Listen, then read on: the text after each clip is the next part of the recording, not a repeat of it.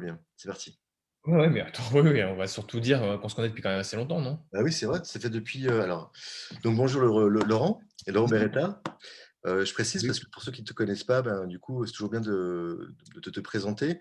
Moi, je te connais depuis, 98 ou 99, ça fait, un bail maintenant, non? C'est Mais tu vois, ça fait 21 ans presque. ouais, 21 ans. 22 ans, C'était grâce à Yves 23. Doumergue.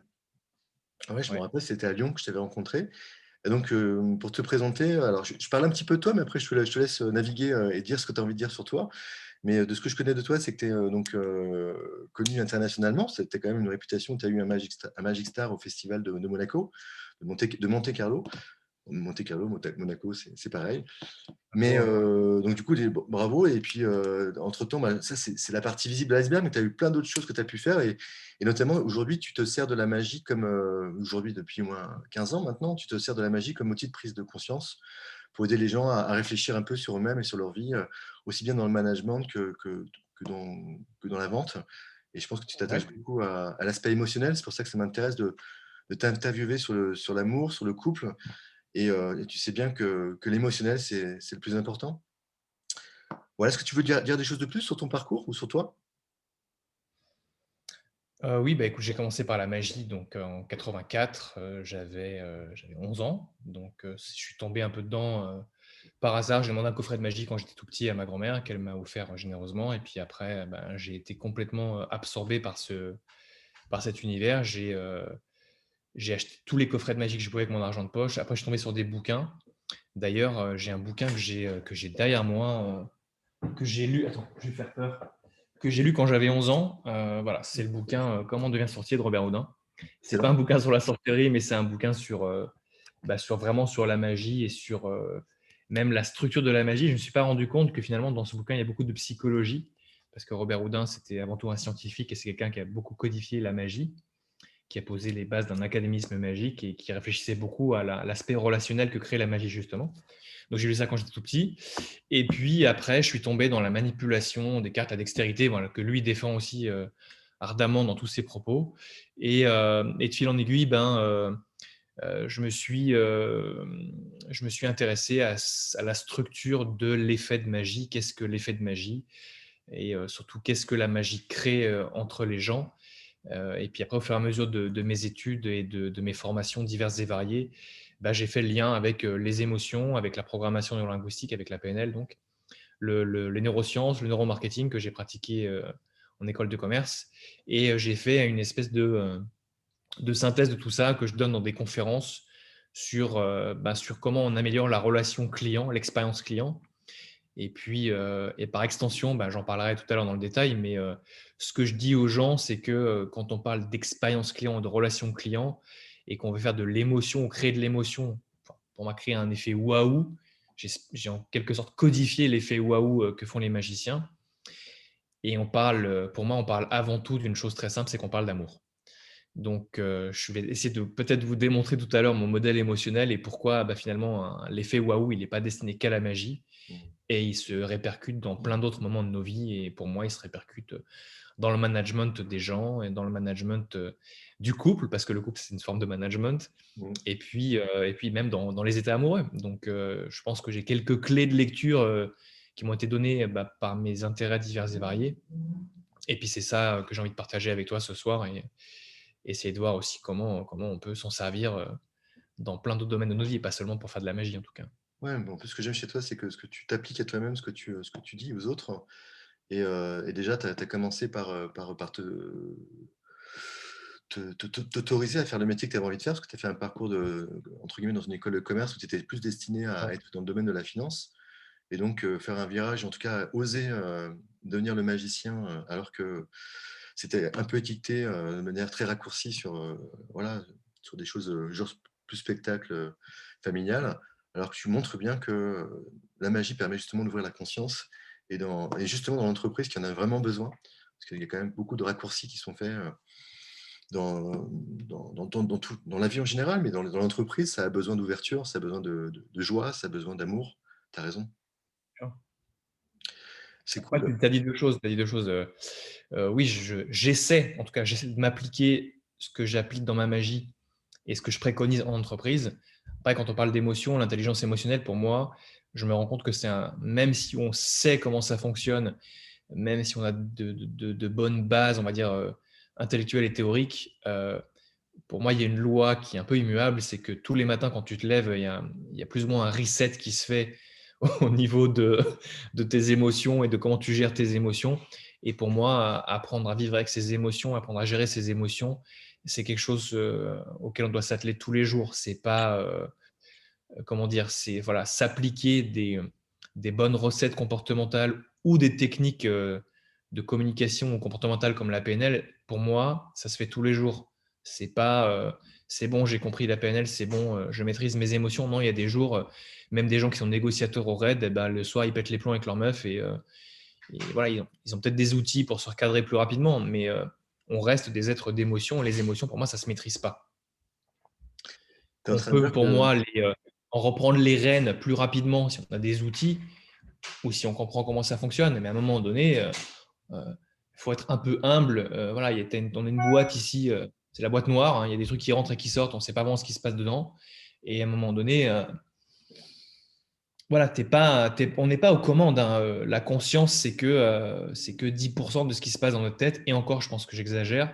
Donc, si on veut, pour moi, prétendre être bon déjà en relation avec les autres, il faut être bon en relation avec soi. Et pour ça, comme tu l'as dit, bah oui, il faut s'appliquer des outils à soi-même, quoi. La PNL, c'est pas un truc qu'on fait aux autres.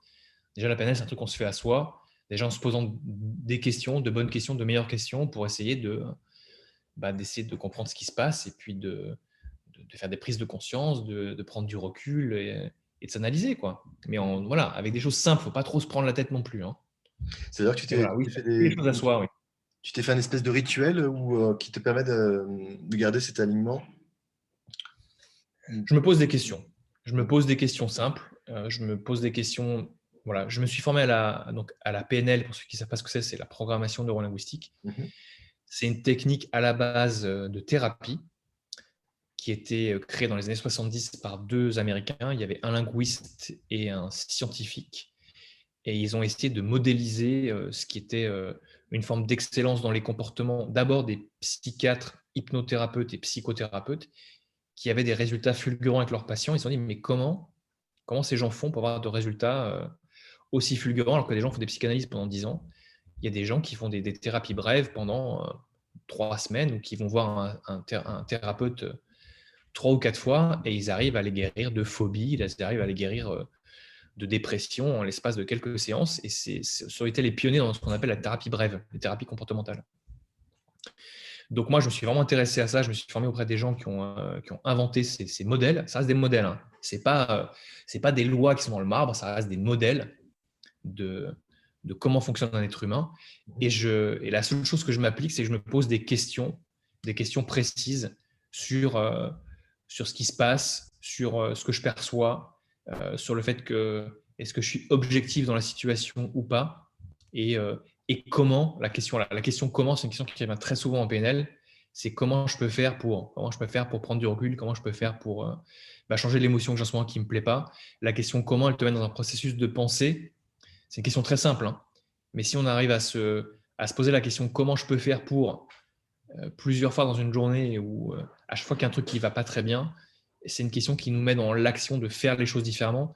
Et alors que la question pourquoi ça n'arrive qu'à moi, pourquoi je fais encore de ma gueule, pourquoi je me suis encore mis en colère, et là on va trouver des raisons et on va rester dans des schémas. Alors que la question comment je pourrais faire pour, déjà il y a le verbe faire, je mets dans l'action de faire quelque chose de différent, et comment, c'est qu'est-ce que je vais changer, qu'est-ce que je vais faire pour pouvoir faire les choses, quoi. Voilà, un petit raccourci rapide, mais en tout cas, voilà, je me pose très souvent la question comment je pourrais faire pour, Ça, par exemple. C'est un rituel. Mais je n'ai pas de rituel, tu vois, je n'ai pas comment dire, une routine le matin où je me lève pendant une demi-heure, je vais faire des visualisations, des affirmations, je vais lire un super bouquin de pensée positive. Non, non, non, c'est trop compliqué tout ça. Enfin, moi, les rituels et les trucs trop méthodiques, moi, c'est pas. Voilà, tu vois, ma bibliothèque, c'est le bordel. Euh, c'est classé plus ou moins comment dire, par domaine de compétences. Mais non, non, je suis pas très organisé. Par contre, voilà, je me pose des questions et j'essaie d'affiner ma façon de penser. Alors, si on va aller vraiment dans le détail, il y a une chose en PNL qui va être essentielle, ça s'appelle le métamodèle. Si vous voulez regarder ce que c'est le métamodèle, ben, allez sur Wikipédia ou sur Google métamodèle PNL. C'est des questions très simples pour arriver à se détacher des choses qui sont un peu superflues pour aller vers les choses qui sont précises et comprendre pourquoi les choses, je les perçois comme ça ou je les conçois comme ça. En fait, moi, ce que j'ai appris en PNL, c'est voilà, à me poser des questions sur moi et sur mes mauvaises perceptions, en tout cas. Excuse-moi, Je il y peux a parler là. une petite intervention que voilà. En tout cas, je pense que tout ça, ça peut complètement s'appliquer. Bah, déjà, si on l'applique à soi-même, on peut l'appliquer au couple. Ouais. Et donc, du coup, tu l'appliques déjà dans la magie, dans le fameux comment pour réaliser les tours de magie. Donc, appliquer au couple, ça donne aussi une ouverture. Bien souvent, on ne trouve pas de solution. Et c'est vrai qu'en se posant les bonnes questions, on trouve au moins les bonnes réponses. Et c'est vrai qu'on dit souvent qu'on ne se pose pas les bonnes questions, on n'a pas forcément les bonnes Bien réponses. sûr. Donc bien poser la question pour trouver la solution. Comment je peux arranger le problème Alors du coup, ça fait partie de ton processus de pensée pour... parce que moi, j'étais un peu perturbé du coup par l'arrivée de Mathieu. Mais du coup, Ouais. quel est ton processus de pensée et de créativité pour rendre l'impossible possible? Tu as un peu répondu à la question en me disant que finalement, en posant correctement la question, tu arrives à créer justement des tours de magie, par exemple. Et cette façon de penser peut s'appliquer notamment au couple. Alors justement, la notion de comment je peux rendre l'impossible possible. Oui. Alors oui, en magie, c'est la question de base. En fait, les magiciens, ils se sont toujours dit, euh, voilà, je veux faire voler une fille à 1,50 m du sol. Très bien. Ils se disent pas, ah non, c'est pas possible, ah non, je manque de moyens, ah non, il y a la gravité. Non, en fait, les magiciens, c'est des fous furieux. En fait, ils se disent, voilà, je veux ça, je veux créer cet effet-là. Et après, et on retombe sur ce que je viens de te dire avant, et maintenant que je sais que je veux ça précisément, comment je vais faire pour Comment je vais faire pour bah tiens, faire léviter quelqu'un à 1,50 m du sol et passer un cerceau autour? Il y a des mecs qui se sont posé la question, voilà, il y a pratiquement 200 ans, au début du XXe siècle, bon, j'exagère, non, il y a 100 ans, là, un siècle. Et ils se sont dit, bah tiens, ouais, comment je vais faire décoller une fille du sol? Et puis si j'étais complètement dingue, je la ferais même disparaître en l'air. Maintenant, comment je fais? En fait, les magiciens, l'impossible pour eux, c'est la destination. C'est, il y a une volonté de. Et surtout, il y a pour moi quelque chose qui. Euh, ils se disent pas que l'impossible, c'est impossible. Pour moi, le mot impossible, déjà, il faut l'enlever de son vocabulaire. Si tu te dis c'est impossible, déjà, tu te fermes des portes. Pour moi, c'est dire, bah tiens, tu vois, je voudrais vraiment faire ça. Si je faisais ça, je pense que je pourrais vraiment marquer les esprits et je pourrais vraiment sortir du lot. Enfin voilà. L'idée, c'est de préciser, encore une fois, ce que tu veux. Si tu ne sais pas ce que tu veux précisément, tu ne pourras pas l'obtenir. Déjà, ça, c'est la base. Et après, voilà, il y a plein de façons de définir un objectif. On revient à ça. Hein. Mais une fois que tu as défini l'objectif et qu'il est défini en termes cohérents, observables, quantifiables et que tu sais ce que tu veux, après, tu te poses la question comment. Donc, pour rendre l'impossible possible, déjà, il faut savoir ce que tu veux. Et c'est pas évident.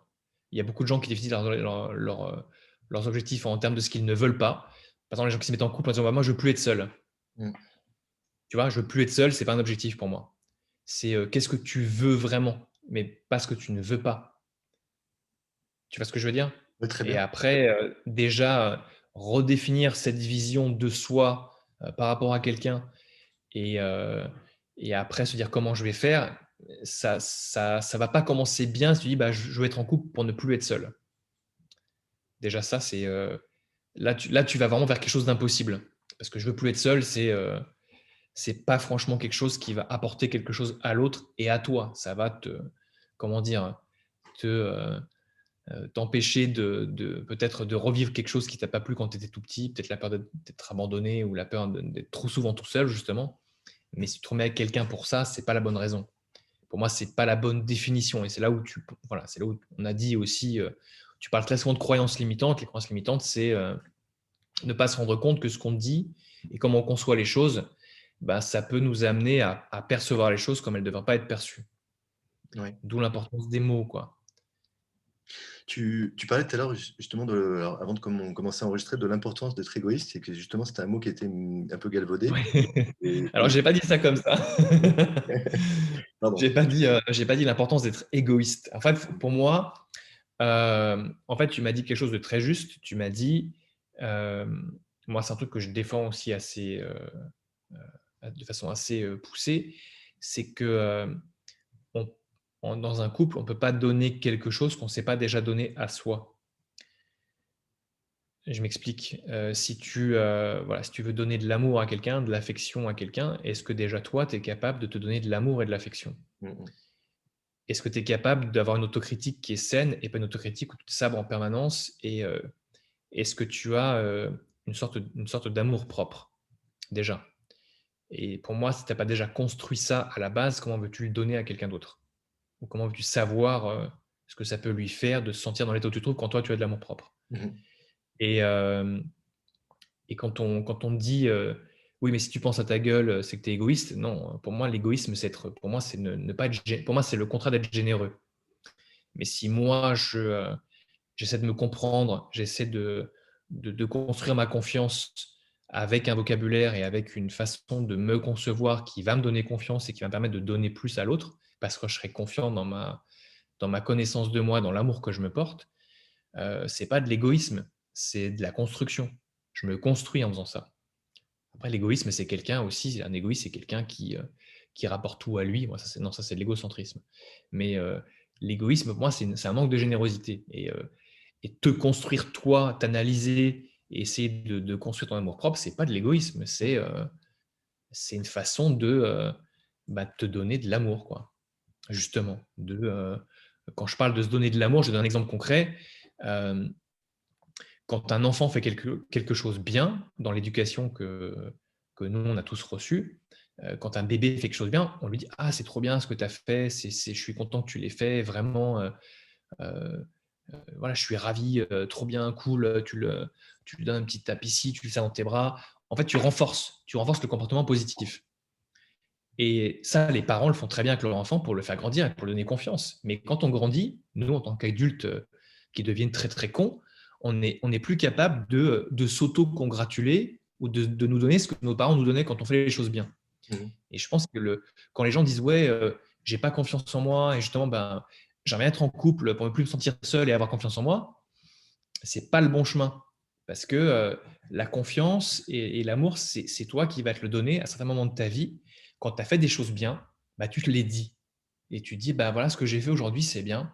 Je suis content d'avoir dépassé cette limite. Je suis content d'avoir peut-être dit cette chose à cette personne comme je lui dis. Je suis content d'avoir maîtrisé un peu cette émotion de colère que j'avais en moi et d'être resté calme». Mais ça, il faut se le dire, parce que c'est ce qu'on appelle de l'auto-coaching. Mais en Mmh. gros, c'est ce que font tes parents quand tu es gamin, quoi. Et encore une fois, c'est un réflexe qu'on perd. Et c'est là où, pour moi, on dit qu'on n'est plus aux commandes de la confiance ou de l'amour que l'on a pour soi. Et en plus, si on met des mots d'égoïste dessus, ça nous empêche encore plus de s'auto-renforcer quand on fait les choses bien. Et c'est ça qui nous permet, pour moi, déjà d'apprendre à nous aimer et d'apprendre à construire de la confiance. Se dire quand on fait les choses bien, quand on a bien bossé, quand on a bien fait quelque chose, quand on a réussi quelque chose, il faut se le dire dans Mmh. ta tête, si tu veux, verbalement. Tu peux même le dire quand tu es à côté tout seul, quoi. Tu te dis: «Putain, c'est bien ce que j'ai fait là. Je suis fier de moi». C'est pas de l'égoïsme, Ouais, c'est de ouais. l'intelligence. Alors, là, pour moi, c'est de l'intelligence émotionnelle. Tu Mmh. te construis. Comme tes parents l'ont fait pour toi quand tu étais gamin. Si tu n'avais pas eu ça, tu serais un sauvage et puis tu serais quelqu'un qui n'a aucune confiance et tu n'oserais même pas regarder quelqu'un dans les yeux. Mais tu es comme ça, tu es éduqué, tu es civilisé parce que tes parents ont renforcé des comportements positifs. Et pour moi, l'amour de soi, il commence par là. Comment tu te parles, comment tu t'envisages, comment tu te coaches déjà tout seul, quoi. Moi, j'avais un coach qui est devenu un ami qui m'a dit all coaching is self-coaching. Déjà, tous les coachs qui ne savent pas se coacher eux-mêmes ou qui ne savent pas se construire eux en tant que personne et s'auto-renforcer, c'est pas des vrais coachs.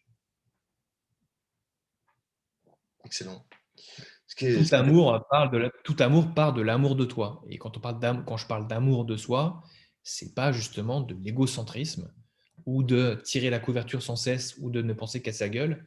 L'amour de soi, c'est est-ce que tu es capable d'envisager la valeur que tu apportes et que tu construis. Et ça commence, pour moi, ça commence par là déjà. Ce que j'adore dans ce que tu dis, c'est que bon, c'est vrai que toi, tu as été habitué en plus à travailler sur des scènes où il y a quand même 1000 ou 3000 personnes. Je pense que tu as. Ouais, mais j'ai pas commencé par là. Oui, oui, J'ai pas commencé par là, jamais de la vie. Tu vois, j'ai commencé dans des mariages, j'ai commencé au collège sur scène devant toute ma classe. Voilà, mais déjà là, c'est une notion de courage. C'est une notion de courage et le courage, tu le construis petit à petit. C'est pareil, les gens qui disent ouais, mais moi je suis incapable de parler en public devant 500 personnes. Bah oui, si la première fois que tu parles en public c'est devant 500 personnes, ça va être compliqué mmh, parce que tu n'as pas eu le parcours initiatique de déjà parler devant 10 personnes, 15 personnes, 20 personnes. Mais c'est vrai que si bah, du jour au lendemain, tu es balancé devant 500 personnes et que tu n'as jamais parlé en public, ça va être compliqué. c'est ça. Moi, je n'ai pas parlé devant 500 personnes tout de suite, hein. Et puis même quand j'ai commencé à parler sur scène devant 80 ou 100 personnes, c'était une catastrophe. Non, parce Moi, que je faisais que des numéros en musique où je parlais pas et la confiance, je l'ai construite aussi en allant chercher des compétences que j'avais pas. Tu vois, on a l'humilité de me dire, attends, mais moi, je suis nul en prise de parole en public, même si je suis à l'aise peut-être sur scène, mais prendre la parole en public et savoir parler, c'est une compétence, ça s'apprend. mais on apprend par Donc, échec, réussite, petit à petit. Et là, finalement, à force d'expérience et de persévérer, hein, là, tu deviens bon. Et là, aujourd'hui, tu es devenu un ouais, conférencier réputé. J'ai envie de croire que dans le couple, c'est un peu pareil. Tu vois, au départ, il y a des ajustements à faire. Et au départ, c'est loin d'être parfait, même si il y a l'émotion des premières années qui nous aide à démarrer la relation. Et on voit bien que dès que l'écran de fumée il est parti au bout de 3 ans dans une relation d'amour, ben, eh ben, il y a intérêt à trouver des ajustements et que bah, plus le temps passe, plus ça s'apaise, tout ça, puisqu'on apprend à se connaître, on apprend à se perfectionner et à se comprendre soi et à comprendre l'autre. C'est chouette. Du coup, tout ça, bah, tu as répondu très bien à la question. Est-ce que tu as envie de rajouter quelque chose par rapport à ce processus de pensée? Est-ce que tu as d'autres outils que tu voudrais partager, applicables au couple ou est-ce que tu as un conseil que tu t'appliques encore à toi-même, que tu aimerais partager avec nos amoureux? Alors, ah, ouais, ben, le but de la magie, c'est de surprendre. On crée des choses qui sont surprenantes. On crée un décalage entre ce que la personne attend et ce qui se passe finalement en bout en bout de prestation ou de performance. Tu vois, il y a toujours un truc en moment où tu dis ah oh, tu vois, j'ai pas vu venir. Ah merde, j'ai pas vu. Ah mais comment il a fait ou ah super, voilà, j'ai pas vu ce truc-là arriver. Il y a un truc qui apparaît, un truc qui disparaît, un truc qui se transforme. Voilà, il y a la surprise, c'est l'élément de base de la magie. Il n'y a pas de magie sans surprise. mmh, Il n'y a pas de magie sans un décalage entre une attente perçue et puis l'attente qui est réelle au final, qui est encore une perception, mais tu t'attendais à voir X et puis tu vois Y. mmh mh. Et le décalage, il est positif, il est agréable. Et pour moi, la notion de surprise, si elle n'est pas présente dans le couple, ça va être compliqué. Et au début d'une relation, justement, on est surpris par l'autre, on est surpris où l'autre nous surprend, où on a des petites attentions, on fait des petits cadeaux, on fait des choses que l'autre n'attend pas. Et donc, on est très dans la surprise. La surprise est très présente pour moi au début d'une relation. Et c'est quelque chose qu'on a tendance à perdre très rapidement. Et, euh, et c'est pas seulement les cadeaux de Noël ou les cadeaux d'anniversaire ou la Saint-Valentin qui sont pour moi des surprises qui sont plus des surprises parce qu'on sait qu'on va avoir quelque chose, puisqu'on sait qu'on va avoir un cadeau. Mais pour moi, la surprise, c'est genre, on ne l'attend pas. Mmh. Donc, la valeur surprise et la notion de surprise, pour moi, elle est très présente. Et c'est pas seulement des cadeaux. Ça peut être justement des attentions qui sont inopinées, qui sont inattendues et qui font qu'il y a un décalage entre ce que tu attends et ce qui se passe réellement. Moi, j'ai un exemple. Ma mère était quelqu'un de très surprenant. Et elle me faisait toujours des surprises. Tu vois, quand, je, quand par exemple, j'étais quand je suis parti de chez mes parents pour aller faire mes études ailleurs, je revenais parfois le week-end chez mes parents et, elle me faisait mon sac, elle me lavait mes affaires. Et puis quand j'arrivais dans mon appartement à Lyon ou à Paris ou ailleurs, une fois que j'étais rentré de mon week-end, dans mon sac, elle m'avait mis tu vois, une plaque de chocolat, elle m'avait mis un petit mot, ou elle m'avait mis des fleurs séchées, ou une bêtise, soit une page de magazine qu'elle avait découpée avec un magicien ringard. Mais tu vois, des trucs qui font que tu souris, tout ton sac, tu as un truc dedans et puis c'est cool. Ouais. Et ben voilà, ça dans un couple, on peut le faire aussi. Tu vois, ça demande de rien. C'est pas un cadeau, c'est pas une montre à 5000 balles, c'est pas un parfum à 400 balles. C'est des attentions qui montrent. En fait, pour moi, la surprise, c'est montrer que tu as pensé à l'autre à un moment donné de ta journée et que tu lui montres que tu as pensé à lui ou à elle. Voilà. Et ça peut faire des miracles. Ça peut justement redonner un peu de passion dans un couple. Ça peut repimenter les choses. Ça peut réparer des choses. Et on ne pense pas assez souvent à faire ça. Et je sais que ma mère le faisait très, très, très souvent, tout le temps. La surprise, ça peut aussi être des blagues. Tu vois, si tu vis avec quelqu'un qui est drôle, moi j'ai la chance de vivre avec quelqu'un qui est drôle, et ben c'est surprenant, quelqu'un qui est drôle. Tu vois, ça fait du bien. Une Bien sûr, blague, c'est un truc cool que tu n'attends pas et c'est une surprise. bien Donc, sûr. pour moi, la surprise, c'est aussi des micro-choses, des micro-moments. Ça peut être des beaux cadeaux, mais des beaux cadeaux qu'on n'attend pas, qui ne sont pas faits à Noël, à Saint-Valentin. Tu vois, les trucs trop calculés, c'est plus comme j'ai dit, c'est plus des surprises. Moi, le cadeau qui arrive, tu trouves un truc cool, tu l'achètes, tu le ramènes. Voilà, ça, c'est une vraie surprise. Ou tu le caches sous l'oreiller, ou tu le mets sous les draps et tu ne fais même pas de paquet cadeau. Tu vois, encore une fois, faire des choses qui sortent des sentiers battus. La surprise, voilà, pour moi, c'est un ingrédient qui est très, très, très négligé au fur et à mesure qu'une relation s'ancre quelque part. Et c'est quelque chose qui, s'il est fait de façon plus consciente et plus sciemment, pour moi, peut vraiment, encore une fois, faire des choses fantastiques. D'ailleurs, toi qui t'intéresses au marketing, on sait que pour fidéliser un client, rien de tel qu'une surprise positive. Bien sûr. Et c'est vrai qu'au lieu de dépenser une fortune à conquérir des nouveaux clients ou aller chercher une nouvelle femme, fidéliser sa femme par une belle surprise ou par des surprises régulières, mais même des petites surprises, ou son compagnon, peu importe, en tout cas, ça fidélise. Et Donc, pourquoi ça fidélise? Est-ce que tu sais répondre à la question? pourquoi ça fidélise? Ouais. Parce que, Je vais y répondre, hein. J'ai la ouais, réponse, mais mais. vas-y, avec plaisir, je te laisse la place, ça m'arrange. Non, mais c'est intéressant parce que le lien, non, mais le lien, en fait, c'est des neurosciences. En fait, les émotions, qu'elles soient agréables ou désagréables, quand elles sont puissantes, quand elles ont une certaine charge, parce qu'une émotion, c'est aussi c'est une réaction physiologique, hein, donc ça va changer un substrat biochimique dans le corps. Et en fait, quand tu ressens des émotions qui sont fortes, ça crée des décharges d'adrénaline dans le corps. Mm. L'adrénaline, c'est pas seulement quand tu as peur, mais tu as des degrés d'adrénaline divers et variés pour diverses émotions. Et l'adrénaline, c'est un fixateur de la mémoire à long terme. Et tous les souvenirs que tu as, ils sont liés en très très grande partie, il y a aussi d'autres choses, mais je ne vais pas entrer dans le détail, mais en très grande partie à des émotions. S'il n'y a pas d'émotions, il y a très peu de souvenirs parce que l'adrénaline, c'est un fixateur de la mémoire à long terme. Et donc, si tu as des émotions positives, agréables ou des émotions négatives, désagréables, c'est pareil, tes souvenirs, agréables ou désagréables, ils déclenchent de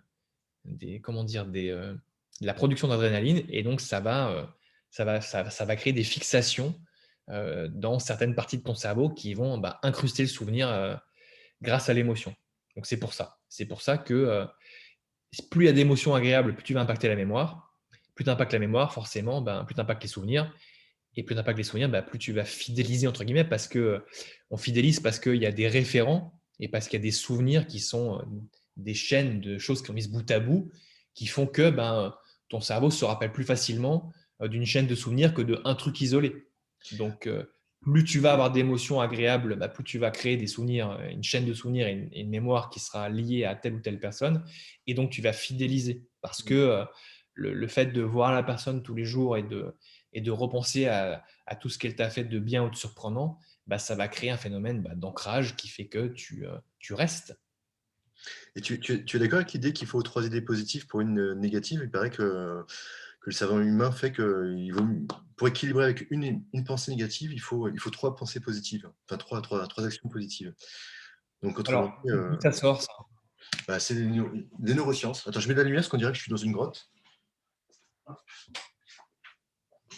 Il paraît que le cerveau humain est plus conditionné à avoir le négatif que le positif, donc du coup, pour équilibrer, il faut au moins 3 idées positives. C'est pire, je vais rechanger. Euh, Alors après, ça dépend si c'est quelque chose qui. C'est-à-dire quoi? C'est-à-dire que par exemple, quand tu t'es engueulé T'as avec intérêt ta conjointe, Ouais. Et tu as intérêt à. Et donc, une engueulade, c'est-à-dire que tu vas faire tu vas devoir faire 3 choses pour compenser l'engueulade. Bah, disons qu'il va falloir faire plus de bonheur pour noyer et oublier le négatif. Ouais. Ouais, c'est possible. Je suis pas.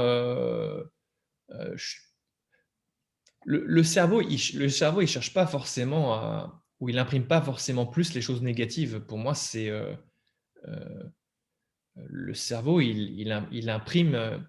Le cerveau, il imprime ce qui est répétitif pour lui. Le cerveau, il cherche des schémas. Le cerveau, il cherche des choses similaires. Il cherche à se dire, tiens, ça, je l'ai déjà vu.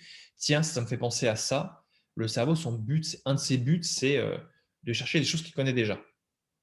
Euh, je Ouais, suis pas sûr que pour compenser un truc négatif, il faut 3 choses positives. Pour moi, c'est trop abstrait. mm. Ça veut dire quoi? Ça veut dire que quand tu dis, euh, enfin, ça veut dire quoi? Ça veut dire que quand tu as une pensée négative, il faut que tu penses à 3 choses positives pour compenser la pensée négative, c'est ça? Bon, je sais pas, on peut se demander si le négatif, finalement, n'attire pas plus l'attention que le positif, et que peut-être que pour... Ouais, bah après, pourquoi on dit que oui, on dit que le négatif attire l'attention? Ben, ouais, en fait, on dit que tu regardes les infos, dans les infos, il y a pratiquement que des choses négatives, mm, mais parce que je pense que les choses qui vont mal sont plus faciles à expliciter et parce qu'effectivement, en fait, on ne sait pas qu'on cherche le négatif, mais le négatif, pour moi, c'est chercher les choses négatives ou chercher les choses qui ne vont pas. C'est un mécanisme du cerveau qui fait que on se prémunit de la peur, on se prémunit de la menace, et donc on cherche les choses qui potentiellement pourraient nous menacer. C'est pour ça qu'on est attiré par le négatif. Mais attiré, entre guillemets, c'est pas vraiment juste. mm. C'est Je on sais cherche pas. à se protéger et à se défendre. Donc ça, quand on regarde les infos, et bon, en particulier euh, voilà, les chaînes de télé ou la presse, oui, bah évidemment, tout ce qui est scandaleux, tout ce qui est outrancier, tout ce qui est gore, tout ce qui est triste, oui, bah ça va évoquer en toi des émotions bah, négatives, désagréables et qui vont impacter ta mémoire. Mhm. Mais c'est vrai que faire de la news avec, voilà, moi, il y a un truc que je comprends pas, c'est euh, là, la crise sanitaire qu'on vit en ce moment, il y a forcément des répercussions positives sur l'écologie, puisque forcément, il y a moins d'avions, il y a moins de bagnoles, il y a moins d'essence, il y a moins de consommation aussi à plein de degrés, mais qui veut bien faire l'étude de l'impact positif de la pandémie en ce moment? Pourquoi on n'en Mhm. parle pas? Ouais, c'est vrai, ça ferait bien C'est ça. pas intéressant. C'est pas intéressant. Parce qu'en plus, le cerveau, il cherche à toujours voir les choses, les mêmes choses. Et donc, vu que depuis le début, on nous parle du nombre de morts, de ci, de ça, hein, ben, on est obsédé par ça et on cherche à savoir aussi ça. Mhm. C'est vrai Si on que, nous montrait des choses positives, peut-être qu'on s'en lasserait aussi. en tout cas, oui, peut-être aussi, ouais, c'est intéressant ce que tu dis. En tout cas, moi, je me lasse pas d'être heureux. Et j'ai une phrase que j'aime bien avec ma compagne, c'est le bonheur, c'est une habitude. C'est vrai que, Ouais. voilà, donc se rappeler de ça. Et quand tu dis quand tu parles des neurosciences, je crois que c'est à 90% hein, qu'on vit dans le passé, que le cerveau vit dans le passé. Donc, autrement dit, on fait que reproduire des schémas. Il y a Joe Dispenza, qui est un- un neuroscientifique super intéressant qui parle pas mal de ça. Ça fait flipper parce que ça montre vraiment que si on veut vivre de la magie, puisqu'on dit souvent que dans l'inconnu, l'âme agit, bah, il faut se mettre hors zone de confort en permanence, en fait. Mais pas que si tu vis de la magie, hein. C'est-à-dire, ce que tu disais là, par exemple, sur oui, le cerveau vit à 90% dans le passé, c'est ce que je dis tout à l'heure. Le cerveau, son but, c'est de chercher des schémas déjà connus. Euh, il compare toujours les choses à l'existant, il compare toujours les choses à ce qu'il y a dans sa mémoire. C'est une de ses fonctions, parce que c'est une fonction primaire. On- dans les temps très reculés, on était un peu des hommes préhistoriques. On, on a cherché à comprendre l'environnement et on a cherché à cartographier l'environnement, on a cherché à se remémorer certains endroits en leur donnant une teneur émotionnelle pour dire ça c'est dangereux, il ne faut pas que j'y aille, ça veut dire que. Et donc forcément, le cerveau, après, il essaie de rechercher ça dans son environnement pour essayer de se prémunir, si tu veux. Mhm. Et c'est quelque chose qu'on a gardé, c'est quelque chose qui est très présent en nous. Et c'est vrai que on a plus de facilité à chercher ce qu'on connaît déjà et à chercher l'existant. Mais pour moi, c'est une façon de se protéger, mais de façon instinctive. Mhm.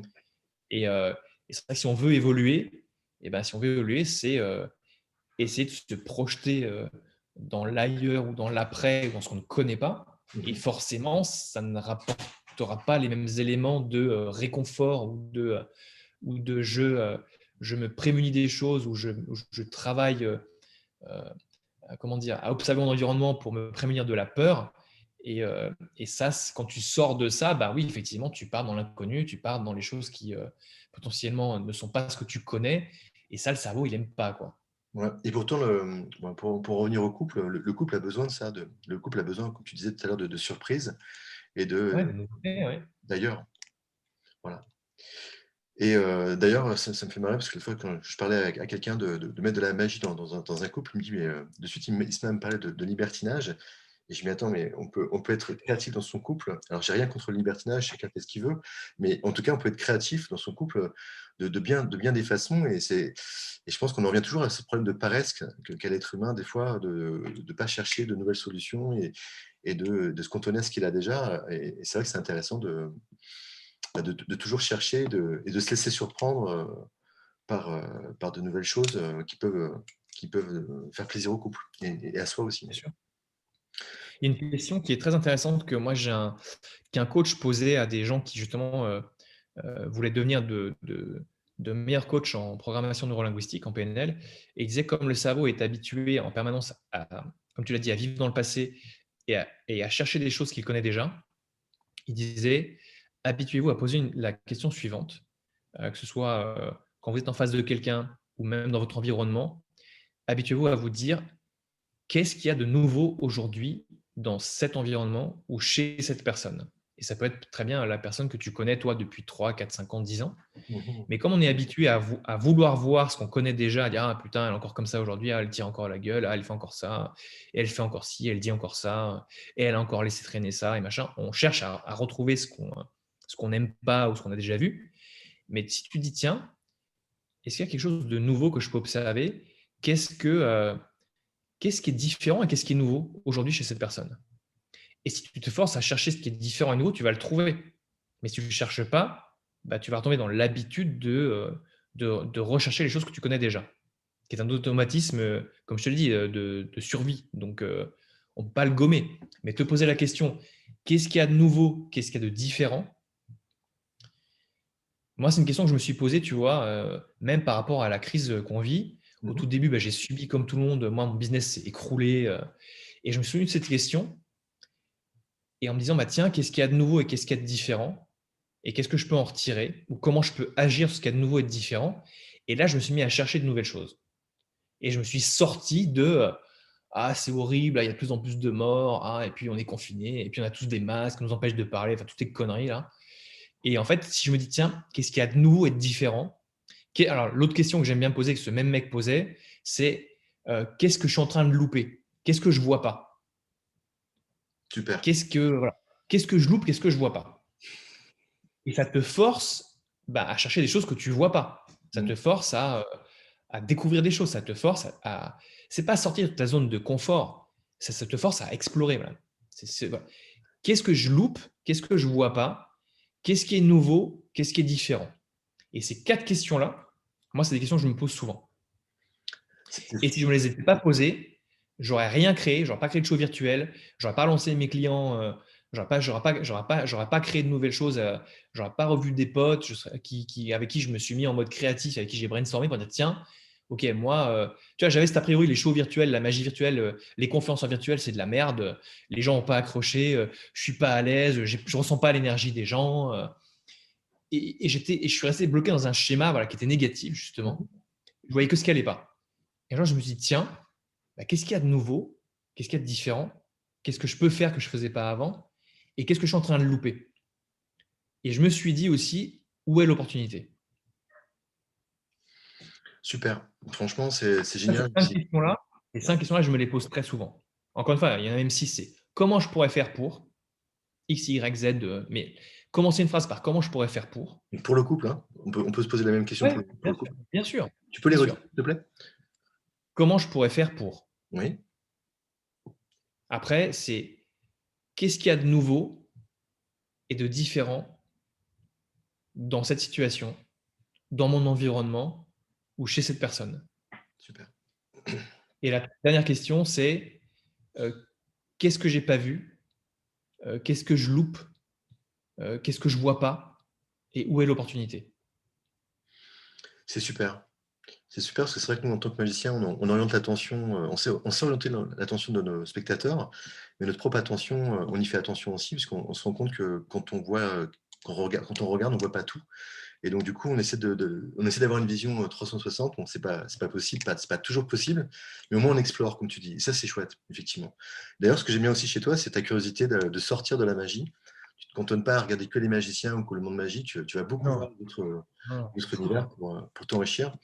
Et c'est intéressant de partager tous ces univers-là pour créer des nouvelles choses, justement. En mélangeant les univers, on peut créer des nouvelles choses. Super. Et puis après, c'est pas parce que tu fais de la magie et que tu es un bon technicien et que tu es capable de bluffer les gens que tu comprends forcément ce qui se passe dans la tête des gens ou que tu es pour moi, que tu agences des perceptions et que finalement, ce que tu fais dans la tête des gens, bah, tu pourras aussi le faire dans ta tête, mais franchir ce pas-là de dire, bah, tiens, les outils que j'utilise moi pour détourner l'attention, moi je préfère dire diriger l'attention et créer une réalité ou une perception qui est différente de ce que les gens bah, pensent percevoir.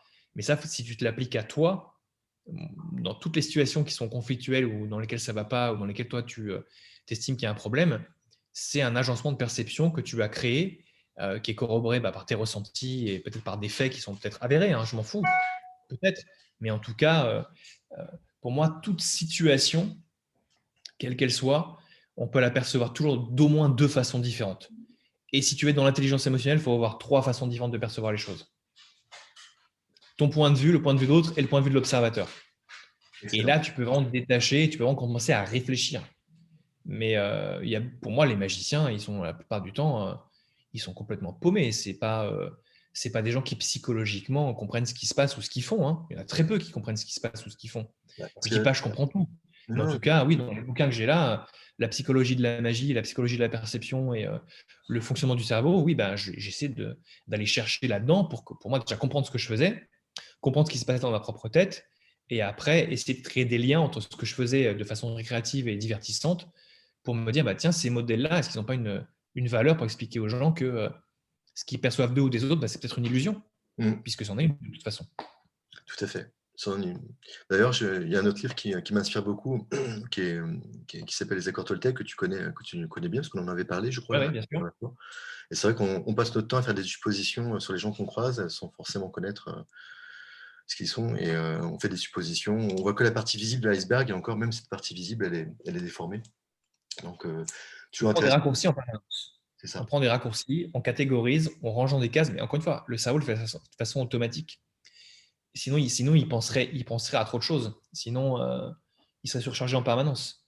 Donc, tu vois, l'idée de se poser des questions aussi et d'analyser en permanence, c'est pas viable parce que tu vas péter les plombs, quoi. Mm. Mais te dire que dans certaines situations, c'est sain de dire tiens, euh, si moi on m'avait dit ça, est-ce que j'aurais réagi comme ça? Tiens, si moi j'avais vécu ça comme ça, est-ce que je serais content ou est-ce que je serais vraiment en colère comme lui ou comme elle?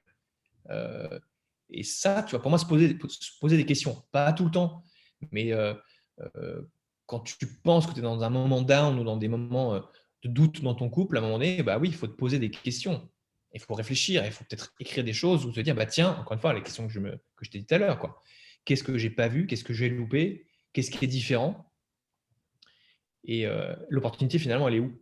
Est-ce que je me réinvente? Est-ce que je ne perçois pas des choses que j'aurais dû percevoir avant? Est-ce que finalement la situation n'est peut-être pas mieux que ce que je pensais? Et, euh, et comment je pourrais faire pour, et à la fin tu te poses la question, et comment je pourrais faire pour changer la situation? Comment je pourrais faire pour faire un travail sur moi? Voilà, encore une fois. Et c'est des questions simples, hein, Ouais, mais mais le but c'est de les poser. c'est très inspirant parce que tu peux l'utiliser pour ton couple, tu peux te servir de ces questions pour ton business, tu peux te Ah bah servir de oui, ça dans l'éducation. Pardon? totalement. Ah oui, c'est des questions puissantes, hein, c'est des questions Ouais. de coach qui pour Exact. moi on roule leur boss comme coach, mais c'est des vraies questions. C'est des vraies questions qui te font vraiment réfléchir et qui te sortent de tes schémas de pensée. Pour moi, il n'y a pas, en fait, si tu veux, il n'y a pas de croyances limitantes. C'est Richard Bandler qui a dit ça, les croyances limitantes, ça n'existe pas. Il y a une habitude de penser, Mhm. il y a quelque chose qui s'est ancré en vous et qui fait que vous percevez une situation, une personne ou une chose comme X parce que ça s'est figé, mais en fait, en gros, ça n'existe pas. Ça peut être démonté, ça peut être déconstruit. C'est une construction. Mais il n'y a pas vraiment de croyance limitante. Il y a ce que toi, tu as construit dans ta tête qui te limite, mais ce n'est pas vraiment, ah bah tiens, j'ai cette croyance limitante, il faut que je m'en débarrasse. Non, il faut que tu arrives à comprendre pourquoi ce truc-là existe et qu'est-ce que tu vas chercher à l'extérieur de toi pour continuer à le faire exister. Mais en soi, il n'y a rien qui te limite. J'avais pas prévu cette question, mais tu vois, souvent, notamment dans le couple, on peut s'accrocher à un point qui nous gêne. Là encore, on peut s'assouplir, on peut peut-être transformer notre perception de ce qu'on perçoit comme négatif. Et c'est vrai que c'est plus facile d'accuser l'autre en disant, voilà, c'est de sa faute, que de se dire, peut-être que cette résistance-là, il y a une phrase que j'adore qui dit, ce à quoi tu résistes persiste. Et tant qu'on résiste à la chose, bah, ça persiste. Donc, du coup, arriver à assouplir sa perception des choses nous permet de résoudre le problème, en fait. Donc, est-ce que tu as, Tu veux par exemple, parler des quatre accords Toltec? Moi, je ne les connais plus tous. Enfin, je sais que oui, le premier, c'était que votre parole soit toujours impeccable. c'est ça, ne rien prendre de manière. Après, il parlait pour moi, là, il parlait justement de comment tu te parles, comment tu parles des choses, comment tu décris les choses. Enfin, pour moi, il disait que voilà, le, ton vocabulaire et ta façon de parler, elle a une influence sur toi. Et moi, tu vois, je ne suis pas bon non plus là-dedans en permanence, hein. Moi, il y a plein de fois où je ne suis pas content, il y a plein de fois où je râle, il y a plein de fois où je n'emploie pas forcément les bons mots pour décrire ce qui m'arrive. Et puis quand ça commence à s'installer un peu trop et que j'emmerde la personne qui vit avec moi, bah, déjà, on me le fait remarquer. Et puis après, bah, je sais sur quoi je peux travailler. Mais voilà, comme tu dis, moi, c'est pas parce que je connais tous ces trucs-là et que je connais des stratégies et que je connais plein de trucs pour me changer que je suis forcément au-dessus de tout et que j'arrive à être bien en permanence. Non, moi, je suis comme tous les êtres humains, je fais up, down, up, down, up, down. Et puis après, j'ai peut-être des outils que j'utilise plus facilement ou plus souvent pour pouvoir me rebrancher sur autre chose. Et c'est ça pour moi, l'intelligence émotionnelle. C'est savoir bah, ce qui se cache derrière tes émotions et aller chercher ce qui l'a déclenché et pourquoi ça s'est passé comme ça. Et qu'est-ce que tu as fait ou dit et te dire, voilà, de toute façon, ce qui s'est déclenché en toi, c'est toi qui l'as créé, hein. On dit, Mm. ouais, tu m'as mis en colère. Non, sinon, tu t'es mis en colère tout seul. Ouais, Tu m'as parlé, alors je suis triste. Ben oui, mais tu t'es rendu triste tout seul parce que tu as pris les mots que je t'ai dit et tu les as interprétés, tu les as passés à ta moulinette et après tu t'es rendu triste. Mais on est propriétaire de ce qui nous arrive. C'est à moins qu'on ait un flingue qui soit planté sur ta tempe pour te dire pense ça, fais ça, dis ça. Tout ce qui t'arrive, c'est de ta faute, quoi. mm. C'est pas la faute de l'autre. C'est toi, quoi. C'est toi qui prends les choses qui viennent de l'extérieur et qui en fais quelque chose. Il y a des gens, tu vas avoir deux personnes dans la rue, tu te dis, toi, t'es qu'un gros connard, t'es qu'une grosse connasse. Ben, il y a quelqu'un qui va dire, ah, t'es drôle, toi. Il y a qui dit, ouais, qu'est-ce que tu m'as dit? Je vais te péter la gueule, tu vois. Chacun, chacun prend l'insulte, chacun prend l'insulte et réagit comme il veut, tu vois. Il y a des gens, tu les insultes, ils vont te rentrer dedans, ils vont te casser la gueule et puis ils vont dire très animaux. Et puis, des gens qui vont se marier, mais il est cinglé. J'ai vu ça la dernière fois, ça m'a trop fait rire. Quand, tu vois, ça c'est quelqu'un qui a l'intelligence émotionnelle. Il y a une dame qui se gare devant un supermarché et il y a un mec qui faisait la manche, qui avait, je pense, un peu trop bu, qui vient taper sur sa porte, mais qui tape, tu vois, je sais pas, mais au moins 10 fois. Et puis elle dit rien. Elle, moi, je dis putain, mais j'aurais baissé la voiture, moi je l'aurais incendié. Elle lui dit rien. Et elle attend que le mec s'en aille, elle ouvre sa portière, elle sort de sa voiture, et le mec revient vers elle, il fait oh, t'es moche. Et je lui dis ah, bah, toi, t'es pas très beau non plus, hein. Et, et j'étais scié de voir comment elle n'avait pas relevé le fait qu'il ait tapé sur sa voiture, et elle lui répond du tac au tac, comme ça, tu vois, un truc qui pour moi n'est pas dans le conflit, mais le remettre direct à sa place. Et j'ai dit, bah, tu vois, ça c'est l'intelligence émotionnelle. Et moi, je ne sais pas si on serait capable. Tu t'es intéressé à la communication non violente?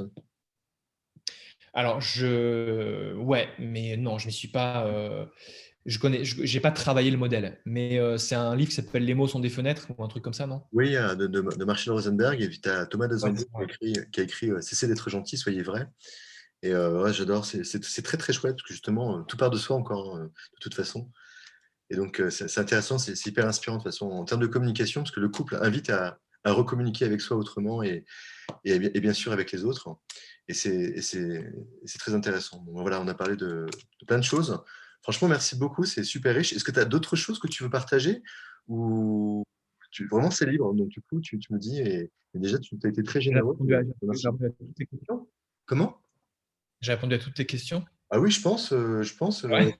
est-ce que tu as non, tu as donné des conseils aussi, hein, donc est-ce que tu en as un dernier à donner éventuellement ou est-ce qu'on est bon? Je pense que c'est franchement, pour moi, tu as été très généreux, donc c'est, c'est je suis Ben, en ravi. conseil, ouais, enfin, il y a quelques lectures qui pour moi sont, bon, bah, les 4 accords Toltec, ouais, c'est très bien.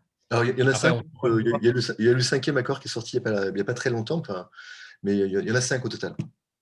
Ouais, Oui. mais déjà, tu vois, si tu en prends 2 et que tu te dis, voilà, comment je peux me les appliquer à moi pendant 3 mois ou Ah ouais, une ouais, fois par carrément. semaine, une fois par semaine, j'en prends un et puis je m'y mets et pour moi, ces bouquins-là, il faut, enfin tous les bouquins même de PNL et autres, tant que tu ne prends pas un outil et que tu ne l'éprouves pas, ça sert à rien de lire du développement personnel. À un moment donné, tu vas en acheter des caisses Mmh. mais tant que tu ne te le fais pas sur toi et que tu ne testes pas les choses et que tu n'utilises pas les outils, ça sert à rien, quoi. Mmh. Tout à fait, ouais. Donc, On est ce qu'on pratique, hein. ouais, bien sûr. Et d'ailleurs, en magie, c'est pareil, hein, si tu pratiques pas, tu as beau connaître plein de choses, ça sert à rien de connaître plein de choses parce que de toute façon, si tu pratiques pas, ben, on te ton matériel te le fait vite comprendre, en fait. Donc ça, c'est très intéressant aussi. Moi, je dirais, tu vois, pour, vraiment, enfin, si, ce qui me paraît vraiment le plus important, c'est de cultiver, pour moi, le sens de l'autodérision, de ne pas te prendre au sérieux, de rire de toi, de t'amuser, de plein de choses. Moi, j'ai un truc qui m'a vachement aidé, c'est, j'ai fait un stage de clown. Mmh. Super. C'est pas du tout mon style, pas du tout mon personnage, mais pendant une semaine, j'ai bossé avec un mec qui est un très, très, très bon clown Mmh. et qui nous a appris à improviser, à apprendre des choses et ce que j'en retiens, c'est que, amusez-vous de tout, quoi. Tu as un truc qui tombe, tu commentes, bon, moi, j'ai la chance d'avoir un bulldog qui est très drôle, mais je m'amuse beaucoup de Tu de de commenter ce qu'il fait ou de faire des doublages voix, tu vois? C'est un truc, il est à côté mais de je toi, là? m'amuse, quoi. Ton bulldog, Non, je l'ai mise dans la cuisine parce que sinon elle arrête pas d'accord. de vouloir, choper de l'attention.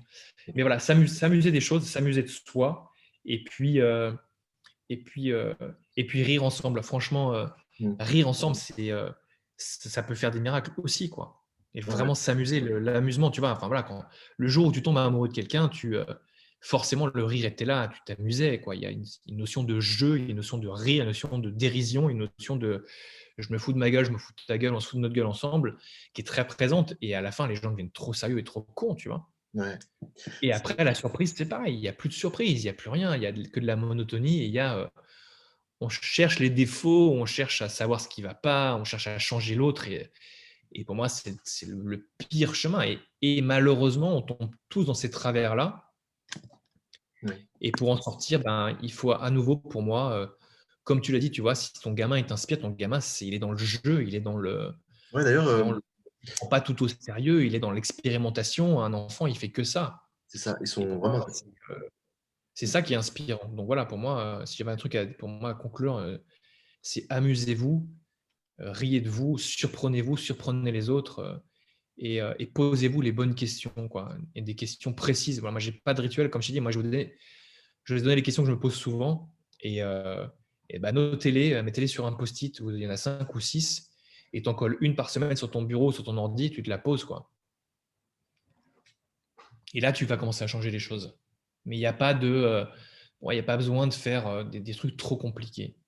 Déjà se reposer des questions, prendre du recul, et dire: «Tiens, ouais, tiens, si moi j'avais vécu ça ou si on m'avait parlé comme ça ou si vraiment, quand tu t'es engueulé avec quelqu'un, tu dis: "Ouais, c'est vrai que si je m'étais comporté enfin, si lui s'était comporté avec moi comme ça, comment moi je l'aurais reçu?" Tu vois? Enfin, ce qu'on appelle de l'empathie, pour moi, c'est pas juste, voilà, quand on dit se mettre à la place de l'autre, bah oui, se mettre à la place de l'autre, c'est se poser des questions simples, précises sur, bah oui, tiens, si j'avais entendu ça, si j'avais, heu, eu en face de moi une émotion comme ça ou si j'étais c'est ah ouais, un truc que une question que je me suis posée, c'est, heu,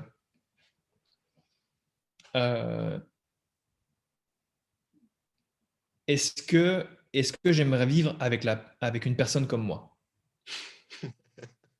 bonne question ça. Tu C'est bon, vois? très bon ça. Et je me suis posé cette question et j'ai dit: Waouh! «Bah non, en fait». Elle me plaît beaucoup cette Là, question. la façon dont je me comporte en ce moment, ce Ouais. que je dégage, ce que je dégage, ce que je dis, ce que je dis et comment je me comporte, mais jamais de la vie, j'irai avec quelqu'un comme ça. Et je l'ai dit, et je l'ai dit à la personne avec qui j'ai dit, tu vois, j'ai réfléchi à un truc, et je me suis dit, est-ce que j'aimerais vivre avec quelqu'un comme moi? Et la réponse, c'est non. Donc, je vais changer les trucs. Parce que franchement, je sais pas comment tu fais. T'es patient, hein. C'est aussi une belle déclaration d'amour à toi-même, hein, que de te dire, d'apprendre à voir les aspects de toi qu'il va falloir que tu apprennes à aimer aussi, hein. À aimer ou à changer, ou faut pas non plus être amoureux de tous ses défauts, hein, parce qu'il y a des défauts que tu peux changer, hein. Non, non, bien sûr. Mais ouais, c'est bien, c'est humble de voilà, on en revient souvent à l'humilité et c'est ce que j'ai envie de prôner par rapport au couple, on sait qu'on ne sait pas en couple, quoi, et quoi qu'il arrive, faut rester super humble et accepter la transformation. Oui, puis accepter que tu as pas toutes les réponses. Il y a alors je donne 2 autres trucs. Il y a, Anthony Robbins qui est un coach, pareil, qui a fait beaucoup parler de lui, c'est quelqu'un qui a beaucoup démocratisé la PNL. Il y a un reportage sur Netflix qui s'appelle «Je ne suis pas votre gourou», I'm not your guru, et tu vois ce mec qui coach 7 500 personnes dans un stade. Mmh. Et c'est un mec qui a interviewé aussi beaucoup de gens qui étaient thérapeutes de couple. Et il a même créé un programme audio, je ne sais pas si on trouve encore sur le couple. Et pour moi, il y a deux choses que j'ai adoré dans son programme. Il disait une relation, c'est pas un endroit où on prend, c'est un endroit où on donne. Et, euh, et s'il n'y a pas de don de toi, de ton temps ou de surprises que tu fais, que tu offres, et qui ne sont pas forcément des objets de valeur, mais en tout cas, cette notion de don, pour moi, elle n'est pas forcément reliée à la valeur de la chose, mais c'est un don de pensée, de temps investi, de choses qui montrent que tu as pensé à l'autre. Donc ça, c'est un don. Et pour moi, faire du don dans un couple, ça passe aussi par toutes ces micro choses que tu peux faire, c'est du don. Et voilà, et une relation, c'est fait pour donner ces choses-là. Et chacun donne, chacun est là pour donner. Mais quelqu'un qui est là juste pour prendre, ça ne marchera pas. Tu as quelqu'un qui dit, voilà, comme je t'ai dit au tout début, quand on a commencé, moi, je veux être en couple pour pas être seul. Tu donnes quoi? Mmh. Là, il n'y a pas de don. Là, je prends. Je prends la présence de l'autre, je prends le réconfort, je prends, mais tu donnes quoi? Tu viens pour donner quoi? Qu'est-ce que tu es Dans capable de donner? dans le prendre, il y a que de la consommation, comme dans la Ouais. société. Voilà, donc Tu vas donner, quand tu donnes, de l'énergie, ben oui, faut te ressourcer en énergie. Mais si l'autre t'en donne aussi, ça s'équilibre. Mais c'est mmh. du don. La base, c'est donner. Tu viens pas pour chercher quelque chose, tu viens pour donner quelque chose.